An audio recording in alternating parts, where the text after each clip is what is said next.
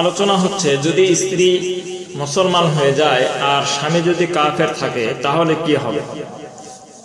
কোনো মহিলা যদি মুসলমান হয়ে যায় তাহলে অধিকাংশ ওলামায়ে কেরামের মতে শুধুমাত্র মুসলমান হওয়ার কারণেই তাদের বৈবাহিক সম্পন্ন ছিন্ন হয়ে যাবে।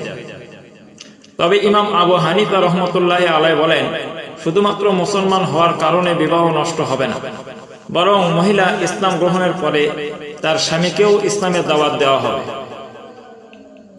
যদি সে ইসলাম গ্রহণ করে তাহলে বিবাহ বাকি থাকবে, আর যদি ইসলাম গ্রহণে অস্বীকৃতি জানায় তাহলে বিবাহ ভেঙে যাবে। পক্ষান্তরে স্বামী যদি কিছুদিন পরে মুসলমান হয় তাহলে দেখতে হবে উক্ত মহিলার ইদ্যত পালন করা শেষ হয়েছে কি হয় নাই। যদি মহিলা এখনো ইদ্যতের মধ্যে থাকে তাহলে স্বামীর ইসলাম গ্রহণের দ্বারা পূর্ববর্তী বিবাহ আবারও বহাল হয়ে যাবে। আর যদি মহিলার ইদ্যত পালন শেষ হয়ে যায় তাহলে এমতো অবস্থায় উভয়ের মধ্যে নতুন করে বিবাহ পড়াতে হবে। বিবাহ পড়ানোর পরে তারা স্বামী স্ত্রী হিসাবে জীবনযাপন করতে পারবে। সুতরাং স্বামীর ইসলাম গ্রহণের কাল্পনিক আশায় শরীয়তের অকাট্য হুকুমে কোনো পরিবর্তন হবে না।